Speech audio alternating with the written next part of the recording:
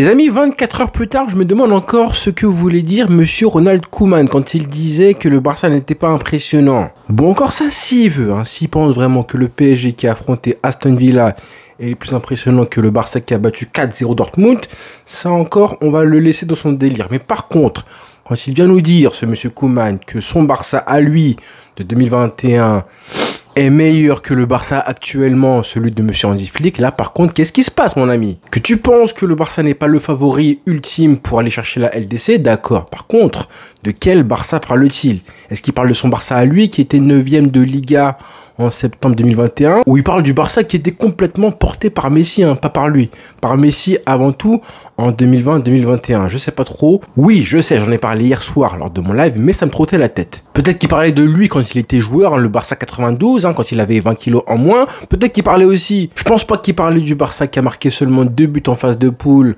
grandement à cause de lui, même si c'est vrai que Xavi a pris la relève ensuite. 2 buts en phase de poule de LDC, c'est un truc de fou. En tout cas, j'espère pas qu'il parle du Barça qui a gagné la Coupe du Roi en 2021, qui était porté par Messi en état de grâce, qui est parti chercher son 6e ballon d'or. Peu importe. Tous derrière Hansi Flick. On a un coach qui est un vrai métronome, les amis. Je sais pas si on se rend compte de la chance qu'on a. D'ailleurs, il y a des rumeurs, on en a parlé hier soir lors du live, comme quoi le coach allemand va prolonger au Barça prochainement.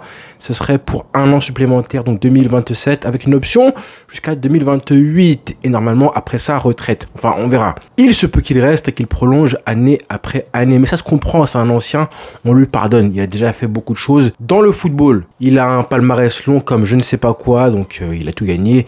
Et là, c'est juste le Barça, c'est juste la cerise sur le gâteau, comme quoi je termine ma carrière en tant que coach dans le club de mes rêves. C'est tout, Contrairement à Koeman qui a passé, je crois, 25 ans en tant que coach et qui a justement comme plus gros trophée la Coupe du Roi 2021. Bref, parenthèse fermée. Leganés, Barcelone, les amis. Alors maintenant, tous les matchs de Liga avant le Classico, on va parler d'une chose, on va le répéter, le radoter, je sais, j'en abuse, et juste de ce mot-là, c'est le mot rotation. Désolé d'en parler. C'est pas moi qui le dis, c'est Hansi Flick, lui en personne, en conférence de presse aujourd'hui, qui dit que il nous faut des joueurs frais, des jambes fraîches, et il est primordial que tout le monde se repose. Donc oui, ça veut dire qu'il fera des rotations. On lui a posé la question. Maintenant, lesquelles? Est-ce que ce sera demain? Est-ce que ce sera une équipe remaniée? Ou alors, est-ce que ce sera mardi, puisque le Barça est pratiquement qualifié? Du coup, je vous laisse à vos claviers. Mettez-moi la compo. 3e défi, prédisez-moi le 11 que mettra Hansi Flick demain face à Leganés. Ce sera compliqué, La preuve, c'est que les 2 premières fois où je vous ai demandé de me faire ça, il y a eu absolument aucune bonne réponse. Zéro, niata. Alors moi, perso, je pense que je mettrai une équipe assez compétente, assez performante, voire une équipe type, en faisant le maximum de rotation et de changement très tôt dans le match. C'est plus comme ça que je vois les choses, parce que le match de mardi maintenant, c'est pas qu'il est secondaire, mais je pense que le Barça peut se débrouiller pour aller chercher une qualification. Et puis c'est un match piège. J'avais pointé du doigt 2 dates absolument importantes avant le Classico. C'est évidemment le match de la semaine dernière face au Betis Séville et ce match-là face à Leganés.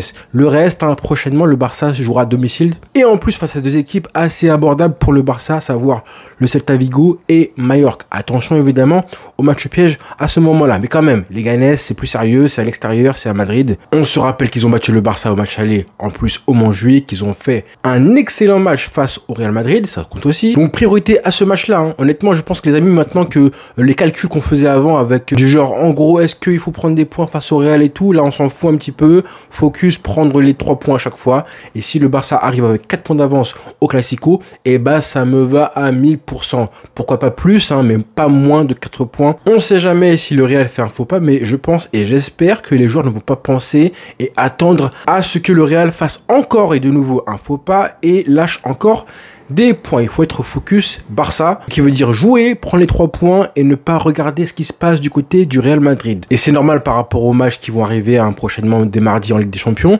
Je vais être beaucoup moins regardant par rapport à la manière, encore une fois.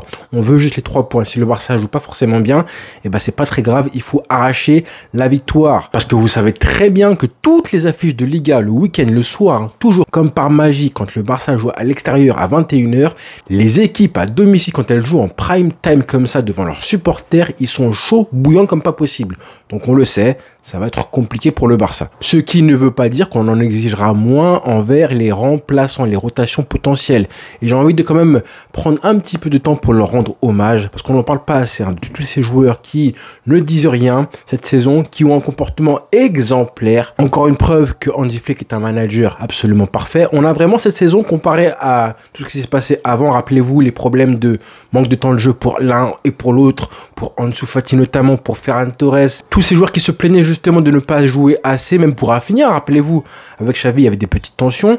Et ben cette saison, on n'a jamais eu ce problème-là, non serait-ce qu'une seule fois, à part pour Ansu Fati. Et justement, on a vu ce qui s'est passé mercredi, ça a été un très beau geste de la part de Flick et de Lamine Yamal. On a vraiment des joueurs, et j'ai envie de parler de Fermin Lopez, qui est vraiment l'exemple parfait, qui ne dit rien, qui joue, et dès qu'il joue, il est déterminé, il montre un visage absolument exemplaire. Même quand il a 10 minutes, 5 minutes de temps de jeu, on le voit, il joue à fond. Pareil pour Ferran Torres, et on le voit sur le terrain, ça paye l'attitude avec laquelle il joue. Et bah c'est absolument parfait justement pour aider l'équipe et se montrer lui et continuer d'avoir du temps de jeu. C'est hyper important. Pareil pour Eric Garcia notamment aussi. Imaginez, là quand je dis qu'Hansi Flick fait un travail incroyable, imaginez juste le traitement qu'a subi Ansu Fati l'année dernière ou celle d'avant si ça avait été Xavi qui avait traité comme ça Ansu Fati. Imaginez le buzz que ça aurait généré, les polémiques, la crise, et les tensions dans le vestiaire et dans la presse que ça aurait tout pété. Et pourtant, on est tous d'accord pour dire que Xavi faisait jouer beaucoup plus Ansu Fati qu'Hansi Flick, mais largement, il y a un monde d'écart. Et pourtant, Xavi se mangeait des critiques, à l'époque, il se faisait lyncher. Rappelez-vous des critiques sur Michael Faye qui ne jouait jamais au profit d'Inigo Martinez et tout. Il y a même des personnes très malignes qui parlaient de couleur de peau, comme quoi Xavi, il était, voilà, tendancieux parce qu'il ne faisait jouer qu'apparemment que les Espagnols et les Catalans, etc. Pas mal de théories du complot. Aujourd'hui, on voit un petit peu les faits. Avec Hansi Flick qui a justement fait de Inigo Martinez son soldat, son capitaine de la défense du Barça aujourd'hui. Comme quoi Xavi avait tout vu avant tout le monde. Donc du temps de jeu pour tout le monde, c'est ça qu'on aime. Sauf pour un seul joueur, et c'est le sujet du jour, c'est évidemment Dani Olmo qui a repris l'entraînement aujourd'hui collectif. Il s'est fait gifler, il s'est mangé des petits steaks, comme à chaque fois qu'un joueur fête son anniversaire au Barça à l'entraînement ce matin. Ça faisait plaisir de le revoir et de s'entraîner. Maintenant, on sait qu'un joueur qui se blesse musculairement, il lui faut à chaque fois 1 voire 2 semaines pour revenir à son top. Et j'ai envie de dire, tant mieux parce que là, on en a besoin du joueur, mais pas maintenant. On sait qu'il est fragile, il y aura des échéances. Maintenant, le Barça est qualifié, presque qualifié pour les demi-finales. Donc ce sera du coup au mois d'avril, fin avril, début mai. Donc on en aura besoin à ce moment-là aussi pour la finale de Coupe du Roi. Bien évidemment, le 26 dans 2 semaines pile poil. Maintenant, ce matin, la presse par le quotidien Sport a dit que le joueur était finalement apte à jouer prochainement et qu'il pourrait revenir et réintégrer le groupe, à savoir en Ligue des Champions dès mardi. Ensuite, dans l'après-midi, en conférence de presse, Hansi Flick a dit que non, il ne serait pas là demain avec le groupe pour le voyage à Leganés, il va rester à Barcelone et c'est tant mieux. Par contre, il n'a pas précisé s'il serait présent mardi en LDC. J'ai envie de dire que même s'il est là, je pense qu'il ne faut pas qu'il joue pour l'instant. Il peut reprendre du rythme et c'est important qu'il joue les prochains matchs, à savoir dans 1 semaine face à Vigo pour continuer à être prêt, à monter en puissance et être prêt pour le Classico dans 2 semaines en Coupe du Roi. Pour moi, c'est ça qui doit être visé par le club, à savoir un Dani Olmo qui monte en puissance, qui joue pourquoi pas, je sais pas moi, 5 minutes là dans 1 semaine face à Vigo, puis ensuite face à Mallorca, mercredi dans 10 jours, pourquoi pas une mi-temps et être prêt pour le Classico pour jouer du coup 60-70 minutes, pourquoi pas. Il est fragile mais il est tellement utile, c'est pas que le Barça ne peut pas gérer sans lui. On a Fermin Lopez et je continue à le louer, Fermin Lopez qui a franchement bien assuré l'intérim là en Ligue des Champions. Ça pourrait être des Gavi qui pourrait jouer aussi à sa place.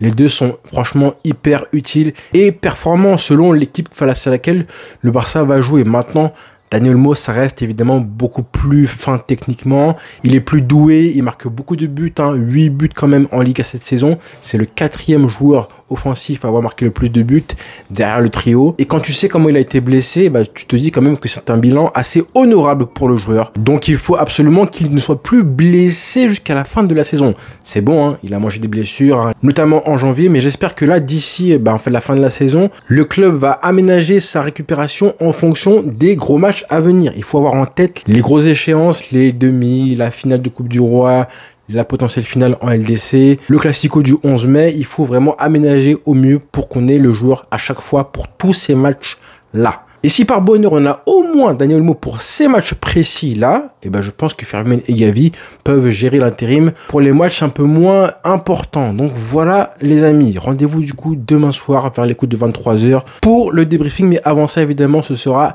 live ce vendredi soir pour commencer le week-end. Bonne soirée les frères. Ciao.